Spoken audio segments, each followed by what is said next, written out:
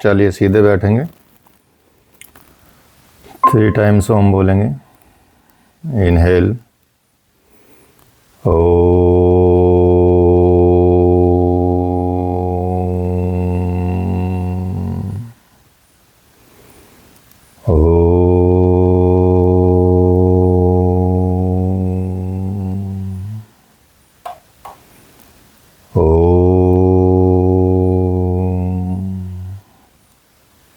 relax, gently open your eyes।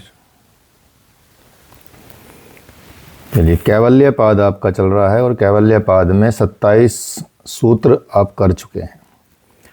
27 सूत्र में आपको थोड़ा रिवीजन करा देते हैं हल्का सा 27वें सूत्र का दोबारा से।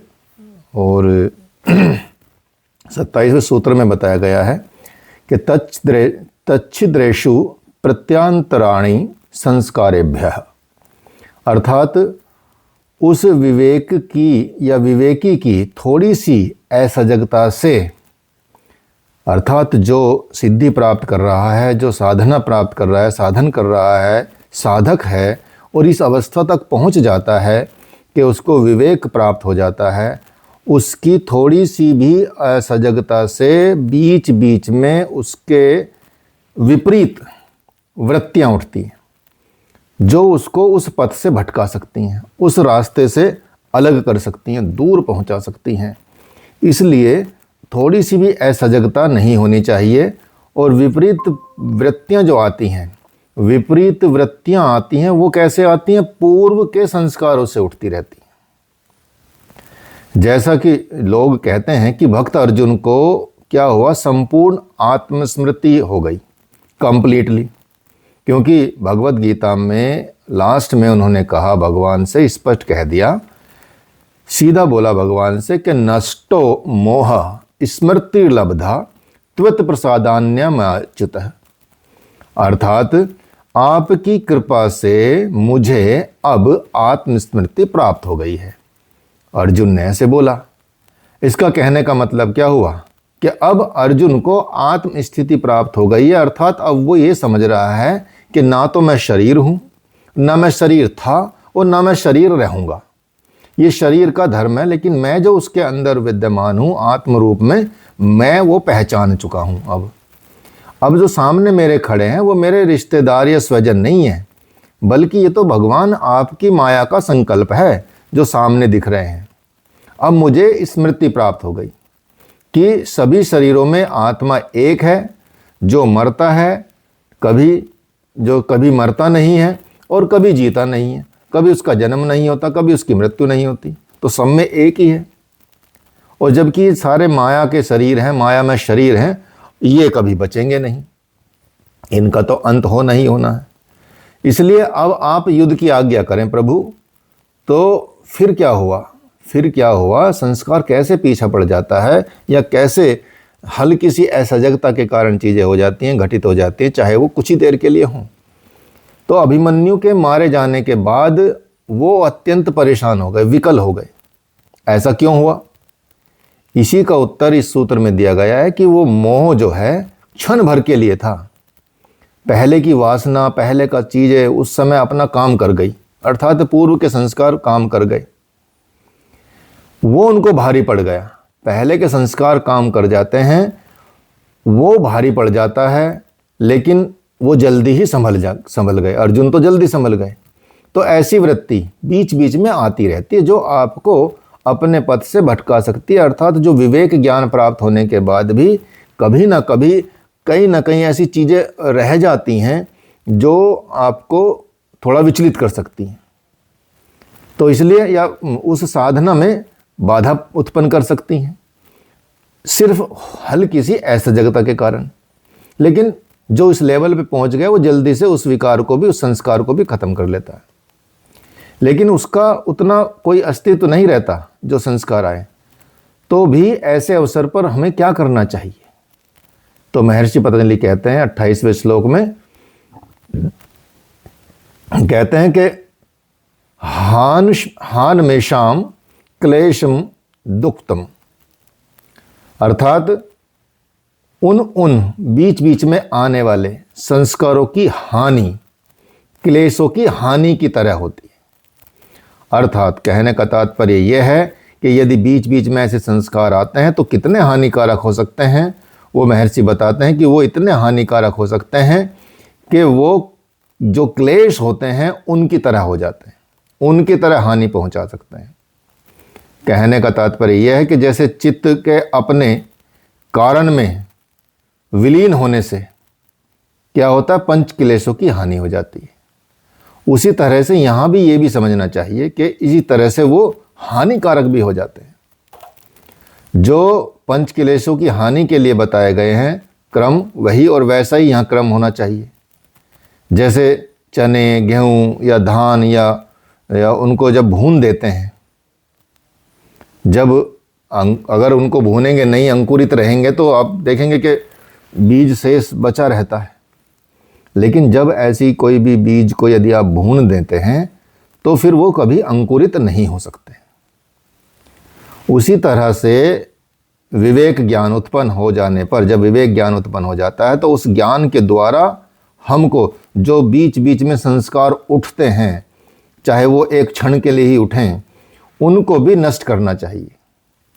ऐसे संस्कारों को नष्ट हो जाने पर, जब ये बार बार आते हैं और बार बार उनको आप नष्ट करते हैं सजगता के साथ, विवेक से संस्कारों को, तो आपको वो जब आपको प्राप्त होती है असंप्रज्ञात समाधि, उसके द्वारा आप और अच्छे से उनको समाप्त कर सकते हैं। लेकिन यहाँ बड़ा ध्यान रखना है कि कहीं आप उस असंप्रज्ञात समाधि में ही आसक्त ना हो जाएं। तो इसलिए यहाँ ये बताया गया है कि जो ये संस्कार हैं, इन संस्कारों का क्लेशों की भांति विनाश करने को कहा है महर्षि ने, कि जैसे क्लेशों का नाश किया है, ऐसे ही आपको अपने क्षण क्षण भर के संस्कार भी नाश करने हैं, क्योंकि ये उतने ही हानिकारक हैं जितने क्लेश हानिकारक हैं। इसलिए इनका विनाश क्लेशों की भांति ही करना आवश्यक है। जैसे उनका क्लेशों का अपने नाश किया, ऐसे ही इनका भी नाश करना। इसलिए क्या होना चाहिए, अभ्यास में प्रमाद नहीं होना चाहिए। अभ्यास में प्रमाद नहीं होना चाहिए। इन संस्कारों के उच्छेद के साथ ही आपको क्या प्राप्त होगा, धर्म मेघ समाधि। जब ये ऐसा स्तर आ जाएगा तो आपको धर्म मेघ समाधि प्राप्त होगी। अर्थात प्रसंख्यानेप्यो कुसीदस्य सर्वथा विवेक ख्यातेरत धर्म मेघा समाधि।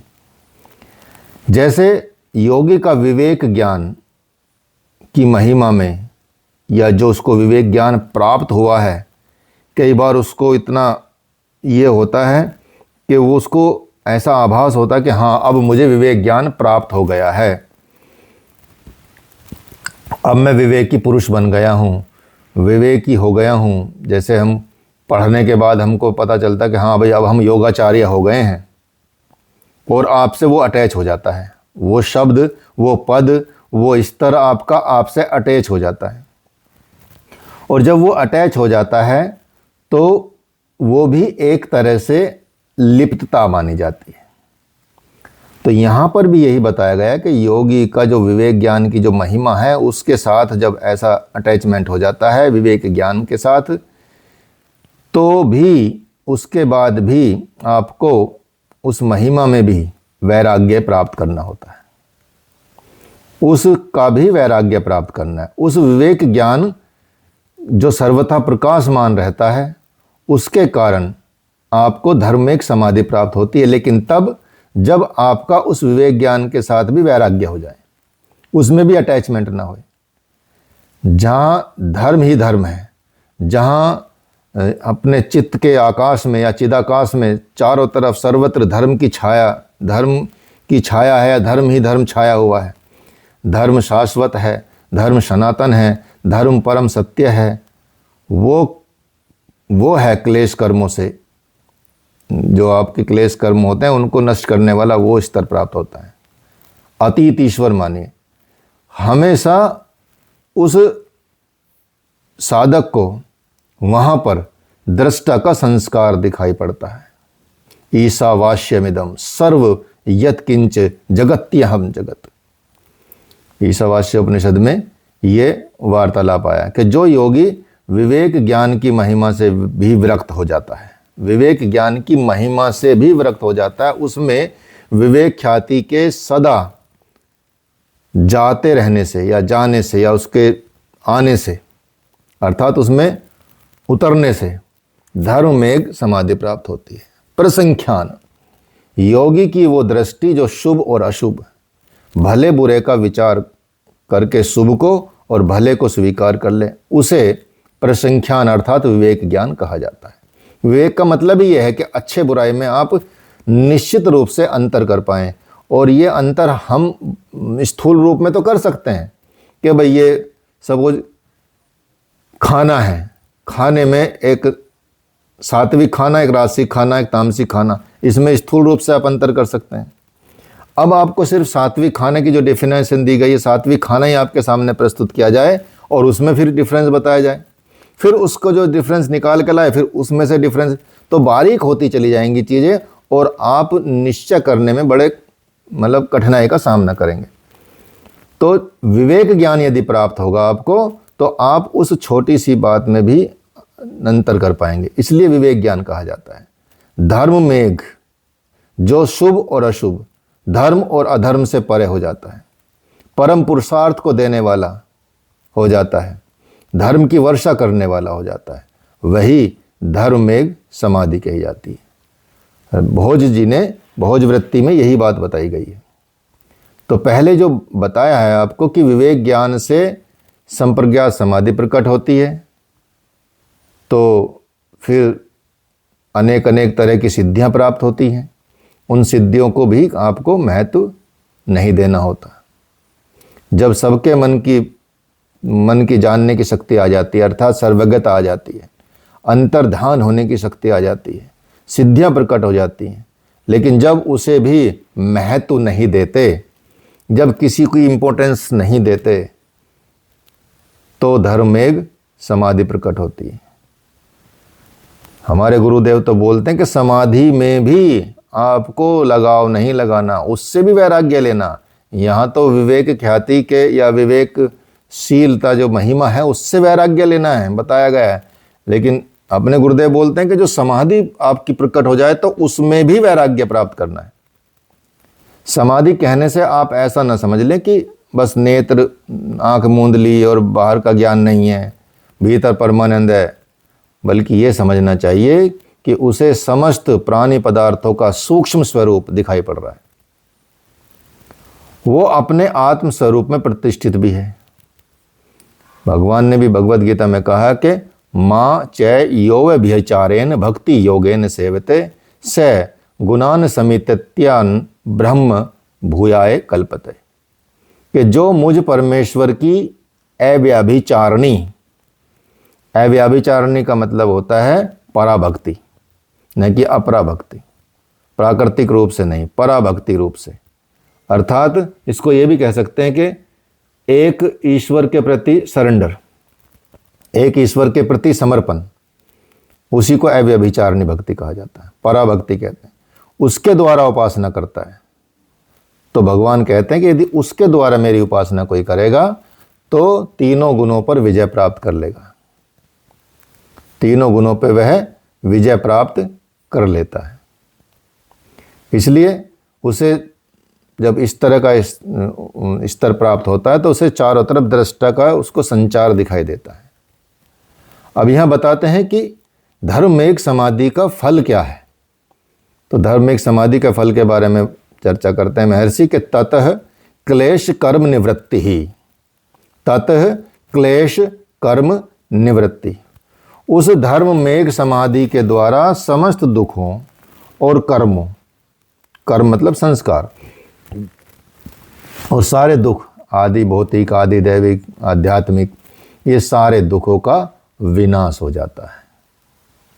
जब आपको इस धर्म में एक समाधि की प्राप्ति के साथ ही सारे क्लेश, सारे अविद्या, अस्मिता, राग, द्वेष, अभिनिवेश, इनसे उत्पन्न सारे संस्कार, इन सब का नाश हो जाता है, इन सब को का विनष्ट हो जाता है। उसके उपरांत क्या होता है? तदा सर्वावरण मलात्यपेतस्य ज्ञानस्यान्यत्यो ज्ञेय अल्पम, अर्थात तब संपूर्ण आवरण, जो भी आवरण है, जो भी आवरण था, सारे मल, जितने भी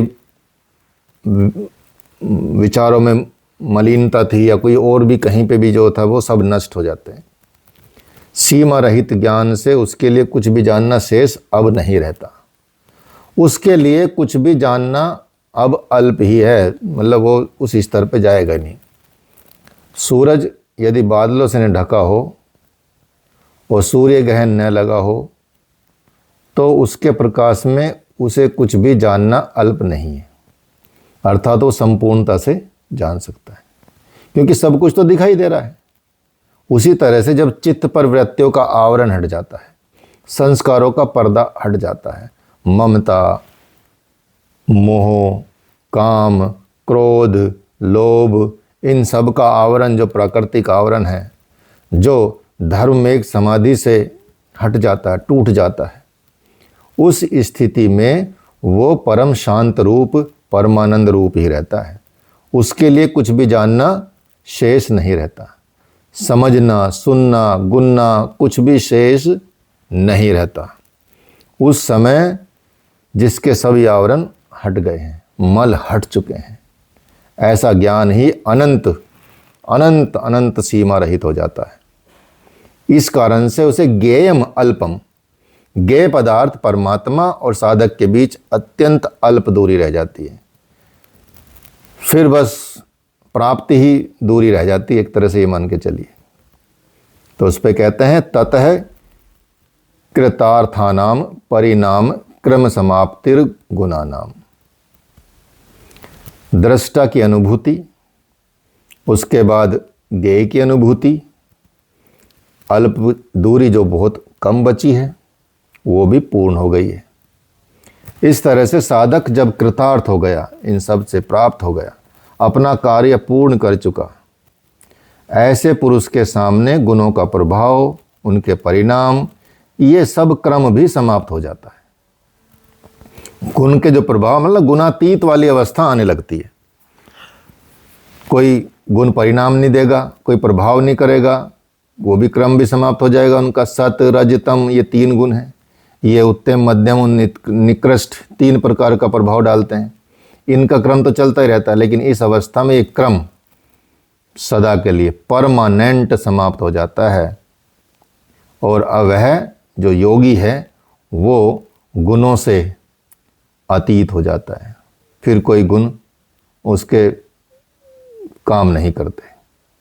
इसलिए जब ये चीज़ें होती हैं तो उसके बाद उसका अपने प्रयोजन को पूर्ण किए हुए, अर्थात कृतार्थ किए हुए, गुणों के परिणाम बदलते रहने का जो क्रम है वो खत्म होता। अब फिर गुण में नहीं बरतते। जो भगवान कृष्ण बोलते हैं कि ये जो कर्म है ये सब चल रहा है, ये गुणों में बरत रहे हैं, अर्थात जो गुण आपके अंदर विद्यमान है उस गुण का ही प्रभाव आपको देखने को मिलता है। लेकिन यहाँ आने पर गुणों का प्रभाव, उनके परिणाम सब समाप्त हो जाते हैं। महर्षि ने यहाँ पर दिव्य और बहुत अति दिव्य बात कही है कि तीनों गुण पुरुष को स्वर्ग और अपवर्ग देने के लिए उपस्थित रहते हैं। जब पुरुष कैवल्य रूप हो जाता है तो उसके लिए जो सृष्टि और प्रलय करना स्वभाव है वो समाप्त हो जाता है। मतलब वो ऐसी स्थिति पर पहुंच जाता है कि अब कोई भी गुणों का असर नहीं बचता। शरीर, मन, बुद्धि, ये सब जितने भी इस तरह की चीज़ें, उनका प्रकट होना, उनका प्रलय होना, उनको प्राप्त करना, कर्म बीज को नष्ट करना उनके लिए सहज हो जाता है। फिर कोई परिणाम शेष नहीं बचता। शरीर, मन, बुद्धि, ये सब उनका कुछ भी प्रयोजन अब बचता नहीं है। यहाँ तीनों गुणों के स्वरूप को, उनके प्रयोजन को न समझ पाने से ज़्यादातर क्या है, साधक परेशान हो जाते हैं।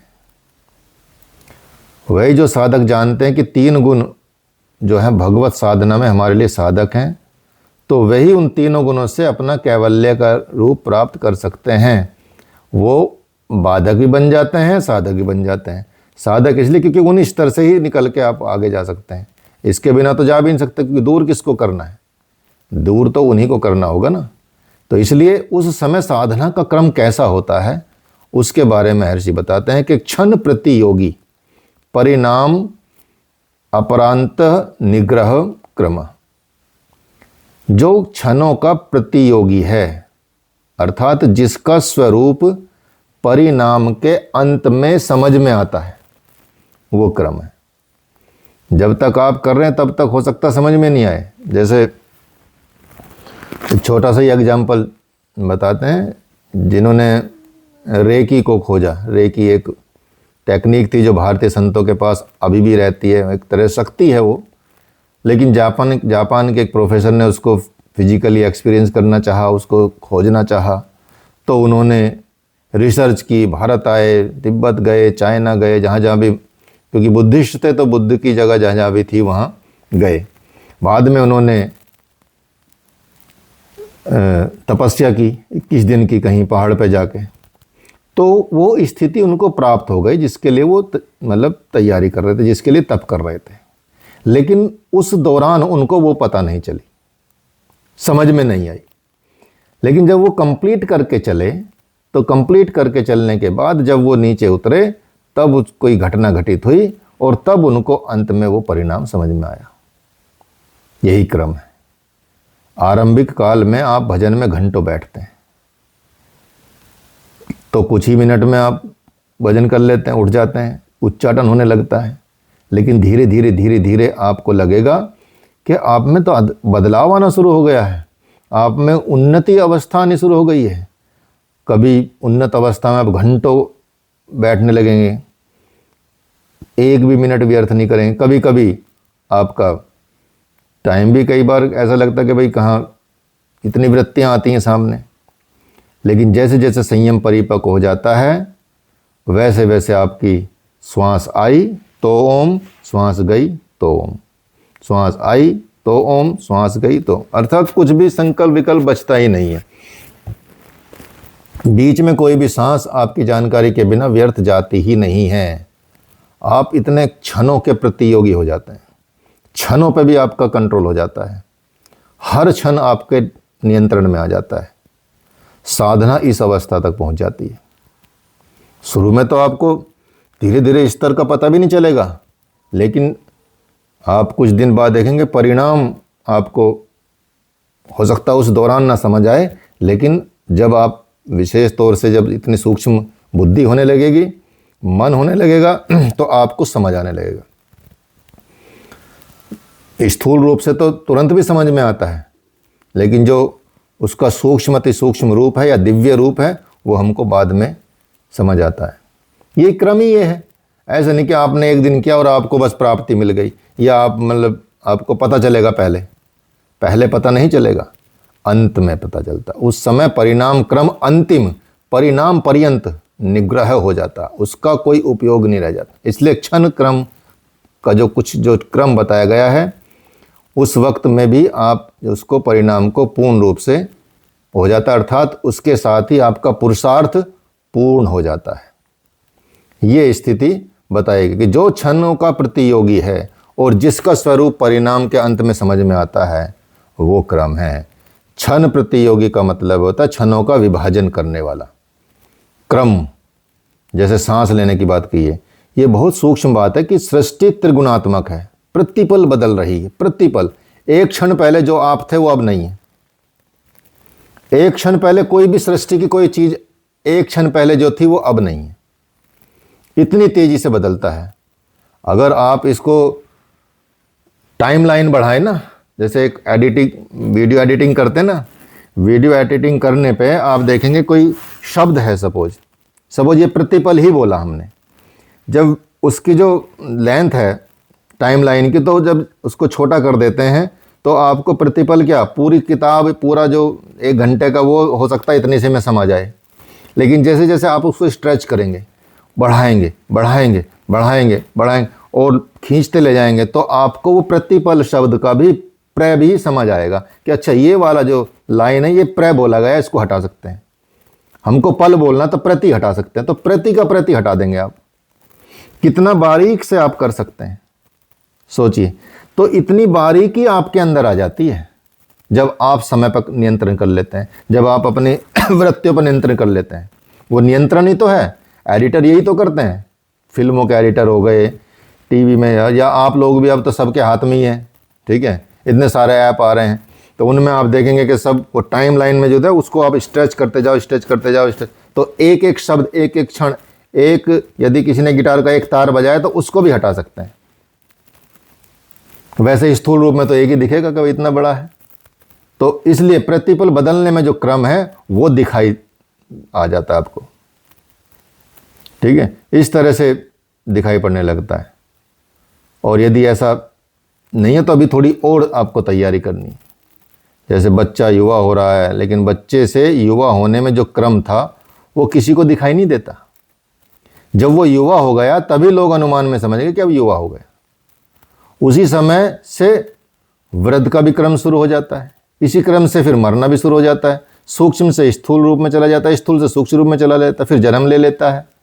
इस क्रम में ऋषि महर्षियों ने बड़े संकल्प से देखा है, बड़े तरीके से और बड़ी बारीकी से, अर्थात उस बारीकी में चले जाते हैं। ये देखकर वो हर चीज़ का पता लगा लेते हैं कि क्या योग रहेगा, क्या लगन है, क्या वार है, क्या तिथि है, क्या पक्ष है, कौन सा नक्षत्र है, कौन सा वर्ष है, कौन सा युग है, सबका गणित कर लिया जाता है। ज्योतिष में आप देखिएगा, ज्योतिष में बड़ा रहस्यमय चीज़ है। ज्योतिष में देखो एक किताब है जिसमें इसकी गणना, इसमें इतनी गणना है, ये सूर्य सिद्धांत एक किताब है, ठीक है, इसमें समय की इतनी बारीक गणना है कि आप इसके पहले पेज में, दूसरे पेज में, चौथे पेज में भी जाओगे तो आपको समझ ही नहीं आएगा कि इतनी बारीक गणना कैसे कर सकता कोई। सूर्य सिद्धांत में ज्योग्राफी का पहली बार शब्द इसी में यूज हुआ, भूगोल मतलब। तो इतनी, ये ज्योतिष का भी ग्रंथ है बड़ा, भगवान सूर्य ने दिया ये सूर्य सिद्धांत। तो आप देखेंगे क्योंकि हर चीज़ हम सूर्य के हिसाब से लगाते हैं, तो ये सारे योग, लगन, वार, तिथि, वर्ष, युग, ये सब, तो ये बहुत एक पहेली जैसा है। तो जैसे बच्चा, सपोज कोई भी व्यक्ति तमोमय है तो वो क्रम से रजोमय होते होते युवा अवस्था को प्राप्त कर लेगा, फिर रजोमय से कब सतोमय होते होते वृद्धावस्था को प्राप्त कर लेगा, सतोमय अवस्था को प्राप्त कर लेगा, समझ में नहीं आता। वो एक पहेली जैसा चलता रहता है। कौन सकामी है, धीरे धीरे निष्कामी हो जाएगा, ये भी पता नहीं चलेगा कब हो गए। जो निष्कामी है वो सकामी हो जाएगा, पता नहीं चलेगा, जैसा माहौल रहेगा। कौन भोगी भोग रहा है, किसी ने आज तक इसको जाना भी नहीं है और समझ भी नहीं आता। बहुत बारीकी चीज़ें हैं। तो बहुत सूक्ष्म रूप से भगवान ने भगवत गीता के 10वें अध्याय में बड़े सूक्ष्म समय से बात बताई है कि सूक्ष्मता से बताई थी, कालः कल यतामहम, अर्थात गिनती करने वालों में मैं समय हूँ। इस समय क्रम को आज तक पकड़ने में कोई समर्थ नहीं हो सका है, क्योंकि ये ब्रह्म है, ब्रह्म की स्थिति होती है ये। इसलिए यहाँ महर्षि पतंजलि बताते हैं, कैवल्यपाद का उपसंहार कर रहे हैं कि पुरुषार्थ शून्य नाम गुणा नाम प्रतिप्रसवः कैवल्यम स्वरूप प्रतिष्ठा वा चित्त शक्ति रेती। जिनका पुरुष के लिए कोई कर्तव्य शेष नहीं रहा, ऐसे गुणों का अपने कार्य में विलीन हो जाना ही कैवल्य है। या यूँ कह लें कि दृष्टा अपने स्वरूप में जब प्रतिष्ठित हो गया तो समझो कैवल्य हो गया। यहाँ इस सूत्र से आप देखेंगे, पिछले सूत्रों की भी पुनरावृत्ति होती रहती है बीच बीच में। ये वैसा ही है जैसे बाद में लास्ट में बोल देते हैं ओम शांति शांति शांति, अब पूर्ण हुआ। तो महर्षि कह रहे हैं कि मैं अब क्या कहूँ, बस इतना ही कह रहा हूँ कि जब तीनों गुणों का प्रयोजन नहीं रहता, उनका कोई उद्देश्य नहीं रहता, वो अपने कारण में विलीन हो जाते हैं, कोई बचता नहीं है। ऐसे कैसे विलीन होते हैं? ऐसे तमोगुण रजोगुण में विलीन हो गया, रजोगुण सतोगुण में हो गया, सतोगुण दृष्टा में हो गया, दृष्टा परम दृष्टा में हो गया, या परम कर्ता में हो गया, परम धर्ता में हो गया, परमानंद में हो गया, और परम शांति में विलीन हो गया। इसलिए ऐसा ही समझे कि वो अपने वास्तविक परम ब्रह्म रूप में प्रतिष्ठित हो जाता है। तो इसलिए यहाँ पर महर्षि पतंजलि ने बताया कि जिनका पुरुष के लिए कोई कर्तव्य शेष नहीं रहा, अब साधना पूर्ण है, गुणों का अपने कारण में विलीन होना के साथ दृष्टा का अपने स्वरूप में प्रतिष्ठित हो जाना ही कैवल्य है। गुणों का अपने कार्य में विलीन हो जाना, चित्त शक्ति स्वरूप प्रतिष्ठा, दृष्टा का अपने स्वरूप में प्रतिष्ठित हो जाना, तदा दृष्टु स्वरूप स्थानम, जो शुरू में श्लोक आया, तीसरा श्लोक, तो कैवल्यम पद प्राप्त हो जाता है। गुण और कुछ भी नहीं, कुछ नया चीज उत्पन्न नहीं करते गुण, कोई नया प्रसव नहीं करते, अपने कारण में लीन हो जाते हैं, अर्थात तो कोई भी संस्कार अब क्रिएट करेंगे नहीं, यहाँ पर आकर दृष्टा अपने स्वरूप में स्थित हो जाता है। यही है कैवल्य पद, साधना संपन्न हो जाती है यहाँ पे। तो जो शुरू में बताया गया है योगस्य चित्तवृत्ति निरोध की जो प्रस्तावना थी वो थी तदा द्रष्टु स्वरूप अवस्थानम, वहां उसकी प्रस्थापना करनी थी। उसी का यहाँ पर ये समापन है कि दृष्टा अपने स्वरूप में स्थित हो गया, यही कैवल्य की स्थिति है। इसी के साथ यहाँ पे सारा योगी जो साथ योगी शाश्वत जीवन, शाश्वत शांति और शाश्वत स्थिति प्राप्त कर लेता है। इस तरह से यहाँ पे ये कैवल्य पाद आपका पूर्ण हुआ और फिर संत लोग यहाँ पर कह के इसको मौन हो जाते हैं, लेकिन यहाँ हम मौन नहीं होंगे, थोड़ा और बताएंगे, थोड़ा इसको रिवाइज कर लेंगे हल्का सा।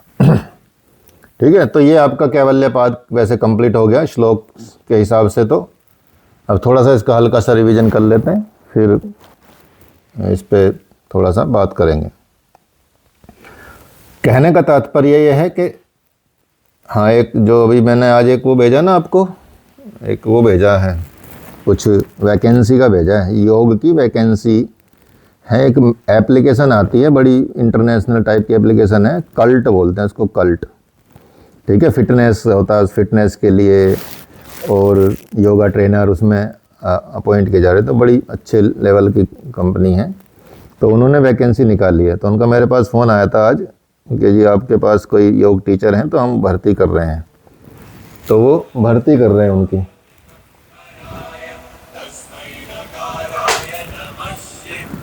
ठीक है, तो उसमें वो उन्होंने लिखा हुआ सब, आप उस नंबर पर कॉल करके अपने आप को मतलब किसी को पढ़ाना हो तो पढ़ा सकते हैं। 30,000 रुपये महीना वो देंगे, एक महीने में 117 घंटे आपको पढ़ाना होगा, 2 वो टाइम देंगे सुबह का शाम का। तो उस हिसाब से मतलब इस तरह से। सर उसमें एज लिमिट लिखा हुआ है क्या? हाँ, एज लिमिट लिखा हुआ 35 तक है, 35 से ऊपर के नहीं वो कर रहे हैं। हाँ, 35 तक है। प्राइवेट कंपनी है ना, तो वो थोड़ा सा आप उसको एप्लीकेशन को देखो तो उसमें आप समझ आ जाएगा कि क्या लेवल का है वो, कल्ट। ठीक है, आता है वो। चलिए, तो बताया जाता है जब हम इसके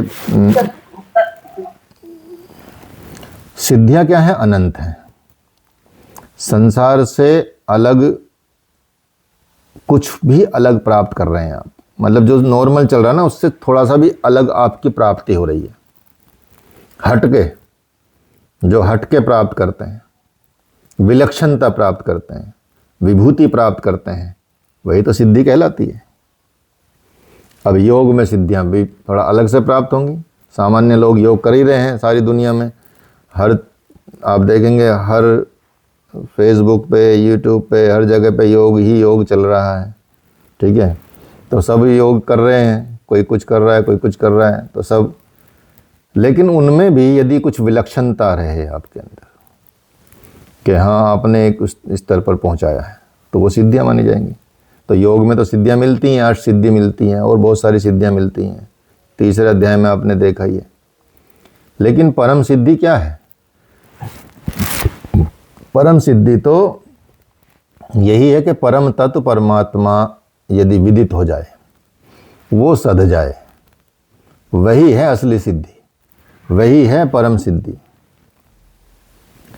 क्योंकि ये सिद्धि बहुत सारे जन्मों से जो साधन कर रहे हैं ना साधक को साधना की परिपक्व अवस्था आने पर मिलती है। और परिपक्व अवस्था कभी भी आ सकती है जब आपका स्तर उन्नत हो जाए। और ज़रूरी नहीं कि सपोज आपका अवस्था उन्नत हुई 80 वर्ष में और 80 वर्ष में शरीर छूट गया, तो जन्म के साथ ही प्रकट हो जाएंगी वो, जन्म के साथ ही सिद्धियां प्रकट हो जाती हैं। साधन में अवस्था भेद के अनुसार शेष साधकों को कहीं अलग तरीके से, भक्ति से, मंत्र से, तप से, समाधि से ये मिलती रहती है। जब पहले की प्रकृति पूर्ण हो जाती है, आगे की प्रकृति, उन्नत प्रकृति मिलती है, या उन्नत प्रकृति के जागृत होने से आपका जन्म परिवर्तन हो जाता है, प्रकृति बदल गई, उन्नत हो गई, और जिस प्रकृति से ने आप चित्त को बांध रखा है वो प्रकृति शांत हो गई, उन्नत प्रकृति का उदय हो गया या प्रादुर्भाव हो गया, यही जन्म परिवर्तन है। अर्थात आपने एक स्तर हो सकता है इसी जन्म को प्राप्त करके दूसरा जन्म ले लिया। ऐसे अचानक कई लोग होते हैं, जैसे एक है ना, बुक पढ़ी होगी आपने, बहुत सारे लोगों ने नाम तो सुना ही होगा, नहीं तो बुक पढ़ी होगी, बहुत फेमस किताब है रॉबिन शर्मा की, ए monk who sold his Ferrari. ठीक है, वो एडवोकेट था बंदा, जिसमें उसकी स्टोरी बताई है कि एक बहुत रिच एडवोकेट था, उसका टाइम ऐसा बटा हुआ था कि बस पूरी दुनिया उसके पीछे थी, और इतना रिच था, बहुत अमीर आदमी था। ठीक है, लगभग 55 मतलब 50 के आसपास, 55 के आसपास के एज का वो व्यक्ति था, तो बूढ़ा सा दिखने लगा था। ठीक है, अचानक उसको हार्ट अटैक हुआ। हार्ट अटैक आने की वजह से वो हॉस्पिटल गया, बच गया हालांकि वो, और बचने के बाद उसने मंथन किया कि मैंने ये इतनी दौलत कमाई है, इतना सारी चीज़ें हैं, गाड़ियां हैं, बंगला है, घर है, सब चीज़ें हैं, बहुत पैसा है मेरे पास, मैं तो एक सेकंड में निकल लेता, तो फिर इसका क्या करता, एक क्षण भी नहीं बचता। अब उसने इस पे रिसर्च की कि भाई क्या करना चाहिए। अब उसने क्या किया, उसने सब चीज़ छोड़ी, रिसर्च करके उसको सबको एक ही चीज़, एक ही जगह पता चलती है, भारत, इंडिया, कि भाई अगर शांति प्राप्त करनी है तो भारत जाना है, शांति प्राप्त करनी है तो इंडिया ही जाना पड़ेगा, कहीं और जा नहीं सकते। किसी और देश में वो माहौल नहीं है, किसी और देश में वो चीज़ है ही नहीं। जो अध्यात्म, जो साधना, जो योग, जो पूरे विश्व में सिर्फ एकमात्र एक ही देश है, भारत, हिमालय या और कई जगह ऐसी हैं। तो सीधा अपना सारी कुछ छोड़कर, जैसे कि शीर्षक भी किताब का यही है, ए monk who sold his Ferrari, अपनी फरारी बेच के भी एकदम छुटपुट के पैसे पर यहाँ तक आने के पैसे लेके वो आया, भारत में आया, हिमालय में गया, घूमता रहा। तो उसमें उसने बड़े अच्छी चीज़ें भी बताई हैं, कुछ ऐसी मतलब सीक्रेट चीज़ें बताई हैं। वो कोई संत मिले उसको, बहुत बड़े सिद्ध संत मिले हिमालय में, उन्होंने उनको योग सिखाया, योग के साथ वो कहीं ऐसी जगह पे ले गए जिसको संभाला वैली कहते हैं।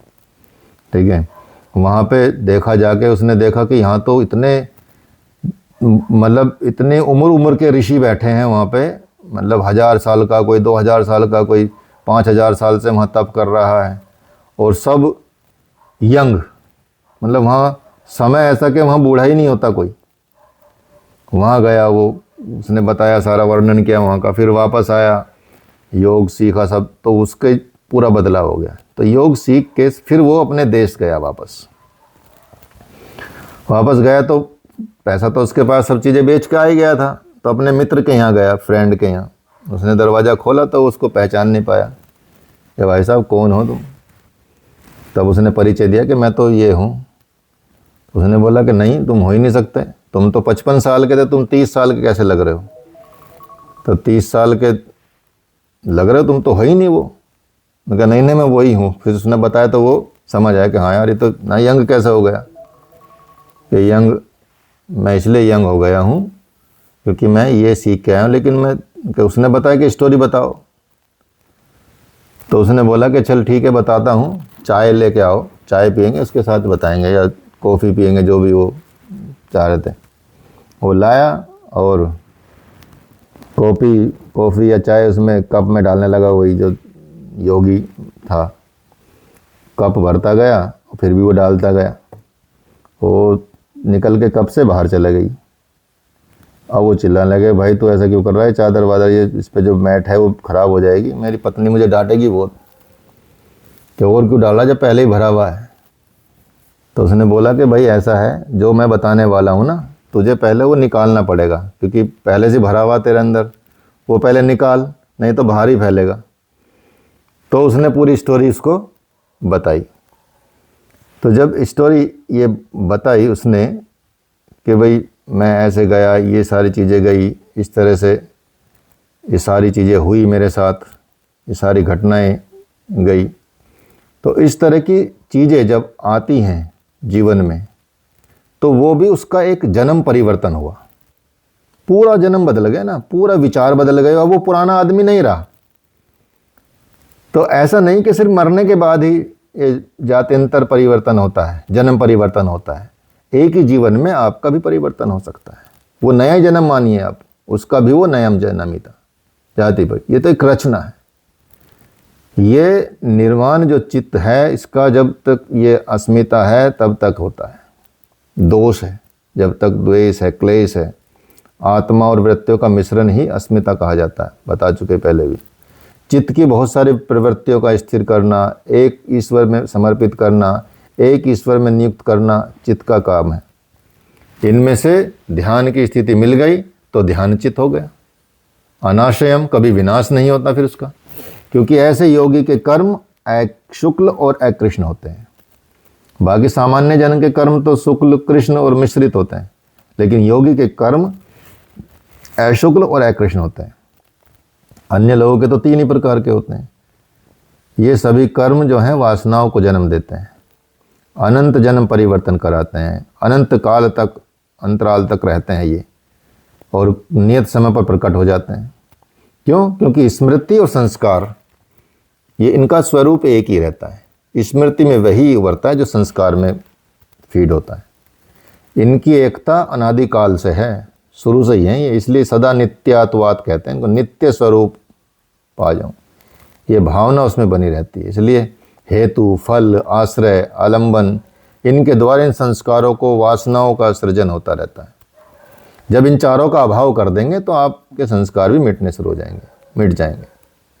इसलिए संस्कारों का हेतु जो है अविद्या है। अविद्या क्या है? अविद्या से ही सारे क्लेश उत्पन्न होते हैं। फल, पुनर्जन्म, आयु, भोग, इनका आधार चित्त है। इनके विषयों का आलंबन करना, इनके साथ रहना, उनके साथ जीवन यापन करना, जब इनका अभाव मिट जाता है तो संस्कार के, ये संस्कार सदा के लिए मिट जाते हैं। और इनके मिटते ही क्या आता है? धर्म आ जाता है, धर्म का नाम आता है, जो काल का भेद होने पर भी हेतु, फल और आश्रय और आलंबन इन सब से अनागत होता, अब ये प्रकट नहीं होते। इसलिए स्वरूप की प्राप्ति और स्थिति, इन सब में स्वरूप अस्ति, सदा स्वरूप से विद्यमान और प्रसारित होने लगता है, यही धर्म है। गुणों के अनुसार, गुण के द्वारा धर्म उत्तम भी हो सकता है, मध्यम भी हो सकता है, मलिन अवस्था में भी हो सकता है, सब अवस्थाएं दिखाई देती हैं आपको। धर्म, जब धर्म आता तो आपके इस तरह की सारी अवस्थाएं दिखाई देनी शुरू, आपको ऊपर से दिखाई देनी शुरू हो जाती हैं। तो आप उसको फिर देख के उस साधना को और बढ़ा देते हैं, उपलब्धि प्राप्त करने लगते हैं, तो आपको वो स्तर प्राप्त होने लगता है। हालांकि वो चेतन शक्ति से सब चीज़ें जो हैं, जब आपकी स्तर बढ़ जाता है तो चेतन शक्ति क्रिया से आप सब चीज़ें, वो आप हर चीज़ से आप अलग हो जाते हैं, हर चीज़ से आप असंग कर लेते हैं, अर्थात संग नहीं करते, और तब आपका तदाकार अर्थात भगवान के साथ साक्षात्कार होने लगता है। इस तरह से आपको ये सब चीज़ें प्राप्त होती हैं। तो यहाँ तक आपने ये सारी चीज़ें समझी। इसलिए और तो बहुत विस्तार भी कर सकते हैं इन चीज़ों का, लेकिन बहुत ज़्यादा विस्तार करने की आवश्यकता नहीं है। आप समझेंगे, पढ़ेंगे, पहले इसको समझेंगे और समझ के इसके स्तर को प्राप्त करेंगे। क्योंकि बताया गया है, पुरुषार्थ शून्यानाम गुणानाम प्रतिप्रसव कैवल्यम स्वरूप प्रतिष्ठा व चित्ति शक्तिरिति। जिनका स्वरूप के लिए पुरुषार्थ, योग साधन का क्रम, परिश्रम पूर्ण हुआ, समाप्त हो गया, उस समय गुणों का अपने कारण में विलीन हो गया या दृष्टा का अपने स्वरूप में प्रतिष्ठित हो गया। प्रतिष्ठित होने के बाद उसको क्या मिला? कैवल्य पद। जहाँ जन्म नहीं है, जहाँ मृत्यु नहीं है, जहाँ सुख भी नहीं है, जहाँ दुख भी नहीं है, जहाँ अभय पद है, जहाँ अमृतमय पद है, सदा रहने वाली शांति है अर्थात परमानंद है। वहाँ सुख नहीं बल्कि परमानंद होता है। सुख तो आप स्थूल समझिए, परमानंद तो अनंत है, जिसका अंत नहीं है। जिस सुख का अंत नहीं है वही परमानंद। तत्प्रसादात् पराम शांतिम स्थानाम प्रापश्यसि शाश्वतम। भगवान कृष्ण कहते हैं कि अर्जुन, हृदय में स्थित ईश्वर की शरण में जा, उसकी कृपा से तू क्या प्राप्त करेगा? परम शांति को प्राप्त करेगा। उस स्थान को पा जाएगा जो शाश्वत है, जो सनातन है। यही है कैवल्य पद।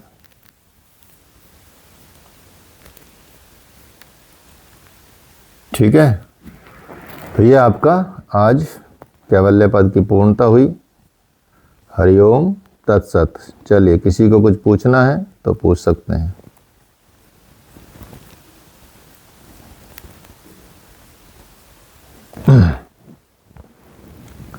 तो आपके सब्जेक्ट धीरे धीरे ये तो पूरा हो ही गया, ये मान के चलिए। इसको रिवीजन कीजिए। कोई प्रश्न रहेंगे तो पूछिएगा, लिख लीजिएगा। ठीक है, जब पढ़ोगे आप तो हो सकता है कई चीज़ें आपके सामने आए, कई चीज़ें समझ में नहीं आए, उनको आप पढ़ेंगे और इनसे रिलेटेड क्वेश्चंस भी फिर हम आपको देंगे, प्रश्न। ठीक है, तो 2-4 दिन में ही मैं आपको वो प्रश्न भी दे दूंगा, तो वो भी आप लिख सकते हैं। और बाद में जब आप इंटरनल एग्ज़ाम का कॉपी लिखेंगे तो उसकी प्रश्न अलग दिए जाएंगे। तो इसी तरह से इनके प्रश्नों का, और उसमें भी आपके 3 वो तो पूरे हो गए होंगे ना, 3 यूनिट जो मनोविज्ञान चल रहा है। जो सर। हाँ, तो वो भी ख़त्म हो जाएगा अभी इस वीक में, अगले वीक तक तो हो ही जाएगा। ठीक है, एनाटॉमी शुरू कर देंगे आपकी। अभी जो एक बचा हुआ है ना आपका भारतीय दर्शन मानव चेतना, तो देखते हैं कल अगर योग दर्शन, ये आपका सांख्य योग, मीमांसा और योग दर्शन तो आपने पढ़ ही लिया ऑलमोस्ट। ठीक है, ये सारा योग दर्शन ही पढ़ा आपने। ठीक है, एक दर्शन तो कंप्लीट आपने पूरा पढ़ ही लिया। तो इसके अलावा भी कुछ ऐसी चीज़ें रहेंगी जो साइड वाली रहती हैं, वो भी आपको बता दी जाएंगी। तो इसको आप धारण कीजिए चीज़ों को। बाकी जो है मानव चेतना वाला विषय, उसमें भी काफ़ी रिलेट करेगा आपका इसके साथ योग, जो आपका मनोविज्ञान वाला टॉपिक है उसके साथ काफ़ी रिलेशन है उसका। हालांकि वो दर्शन के हिसाब से है, लेकिन फिर भी मैच करती हैं चीज़ें आपस में। तो एनाटॉमी वाला पार्ट अच्छे से आप करिएगा कवर, क्योंकि बहुत इम्पोर्टेंट है एनाटॉमी समझना। और बस आसन की प्रैक्टिस अब शुरू कराएंगे आपकी कुछ दिनों में। आसन भी आपको कंप्लीट करने हैं। और षटकर्म काफ़ी इसमें विषय है आपका बचा है। ठीक है, अब वो 15 अप्रैल तक आपको जमा करना है रिव्यू बुक पे। ठीक है, तो बुक तो आपने सेलेक्ट कर ली होंगी, सेलेक्ट कर लो और सेलेक्ट करके फिर यहाँ भेजनी है आपको। शीतकर्म जो कपालभाति, व्युत्क्रम कपालभाति, ये 2 कपालभाति थोड़े इनकी प्रैक्टिस करनी शुरू करो। गुनगुना पानी लेके कोशिश करनी पड़ेगी, तो बार बार इसकी प्रैक्टिस करोगे तो हो जाएगा। ठीक है, शीतकर्म मतलब पानी मुंह से पिया और नाक से निकाला, तो गले से नीचे नहीं जाने देना है। जैसे कई बार खाना खाते हैं ना, धक्का लगता है तो फिर नाक से भी निकल आते हैं कई बार। ठीक है, तो इसका मतलब रास्ता तो है, आपको पता है, तो वहाँ से निकाल दी, तो पानी निकालना है, तो पानी थोड़ा सा इसकी प्रैक्टिस करनी होगी, तो वो निकल आता है आराम से। अगर प्रैक्टिस नहीं रहती तो फिर दिक्कत होती है। बता दीजिए सर, ये सब शीतकर्म वाला बता दीजिए दोबारा से। हाँ, पानी, गुनगुना पानी लेना है, एक कटोरा लेना, बड़े वाला कटोरा लेना है। ठीक है, या तो उससे या किसी से गिलास से भी आप पी सकते हैं, पर यहाँ पे पीने के बाद उसको गले के नीचे ना जाके इसको नाक से निकालने की कोशिश करनी है। तो जो हमारी जो ग्लैंड्स हैं जो एक्टिव नहीं हैं, वो जब एक्टिव हो जाएंगी तो आपके कंट्रोल में आनी शुरू होंगी। प्रैक्टिस से कंट्रोल में आएंगी तो फिर आपको सहज हो जाएगा। और एक नाक से पिएंगे फिर मुंह से निकालेंगे, वो भी आपके पेट में नहीं जाना चाहिए जो नाक से आप पीते हैं। तो दोनों ये व्युत्क्रम हो जाती है, शीतक्रम व्युत्क्रम। ये कपाल वातक्रम आपने पहले कर चुके, जो सब लोग करते हैं वातक्रम कपालभाति। तो ठीक है, वो है 3 तरह की कपालभाति है। तो 3 तरह की कपाल वातक्रम में फिर अलग अलग भेद भी बहुत सारे लोगों ने डिजाइन कर लिए हैं। और अग्निसार क्रिया तो आपका अच्छे से प्रैक्टिस करो, कुंभक लगाने की, उद्यान बंद लगाने की कुंभक की, और फिर सांस रोक के जितना आप पेट को आगे पीछे कर पाओ। बहुत ही अच्छी क्रिया है और बहुत ही हेल्दी रहती है पेट के लिए। भूख किसी को ना लगती हो, कुछ पैनक्रियाज में दिक्कत हो, लीवर में दिक्कत हो, किडनी में दिक्कत हो, ठीक है, स्प्लेन में दिक्कत हो, इंटेस्टाइन में प्रॉब्लम हो, इन सब का अग्नि जगा देती है। मतलब जिसकी अग्नि तेज होगी उसका स्वास्थ्य अच्छा रहेगा। ठीक है, सम दोष सम अग्निश्च सम धातु मल क्रिया प्रसन्नात्मेन्द्रियन स्वास्थ्य इत्यभिधीयते। ये स्वास्थ्य की परिभाषा है। अग्नि 13 प्रकार की बताई गई है, तो उन सब अग्नियों में ये भी अग्नि एक तरह की है। तो इसको आप करेंगे, पित्त से रिलेटेड होता है सब।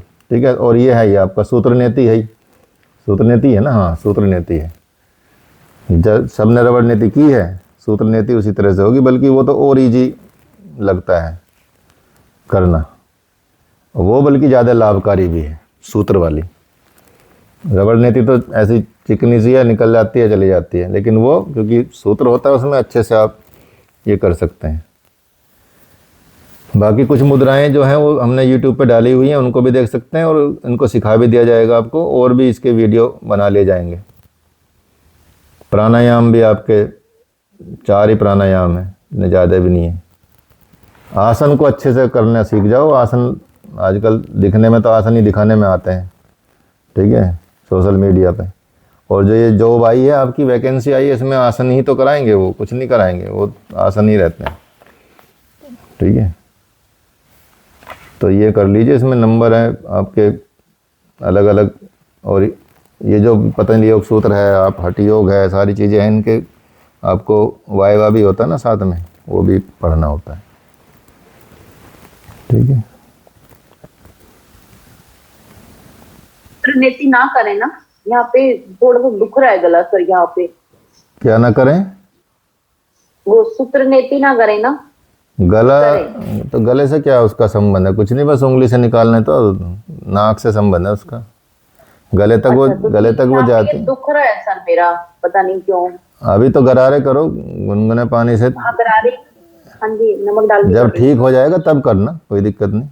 ठीक है सर। जब ठीक हो जाए तब करो, जब एकदम स्वस्थ दिखो तब करना शुरू करो, और फिर स्वस्थ ही रहोगे। क्योंकि योग में औषधियों का कोई स्थान नहीं है। औषधियाँ तो बीमार व्यक्ति को लेनी पड़ती हैं, लेकिन योग करोगे तो मतलब करोगे योग, रहोगे निरोग वाली बात हो जाती है ना। तो औषधियाँ भी नहीं लेना चाहिए, मतलब जीवन में चाहे आयुर्वेदिक की औषधि हो, उनको भी ख़त्म करना जीवन में। औषधियाँ क्यों लेनी? तो जब शरीर स्वस्थ रहेगा, छोटी मोटी बीमारियाँ आती हैं तो वो तो औषधि क्या, वो तो जैसे काढ़ा पी लिया, कुछ ऐसा घर में बना लिया, नींबू अदरक हनी इनको मिला के, तुलसी का पानी बना लिया, उससे भी बहुत सारी चीज़ें ठीक होने लगती हैं आपका। सर्दी जुकाम बुखार तो ये है कि शरीर में ये प्योरीफिकेशन की क्रिया है, मतलब ये डिटॉक्स होता है इसमें। लेकिन दवाई लेके उसको रोक देते हैं तो वो बड़ा नुकसान करता है, फिर फ्यूचर में वो दिक्कत हो जाती है। इसलिए जब समझ रहे हो, योग कर भी रहे हो, योग में आ भी रहे हो, तो योग से स्वस्थ रहने का हिसाब किताब सीखना चाहिए, धीरे धीरे बढ़ना चाहिए। चाहे 15 मिनट करो, आधा घंटा करो, धीरे धीरे बढ़ जाएगा तो सहज भी होने लगा। और ये क्रियाएं करेंगे तो और भी बढ़िया हो जाएगा। ठीक है।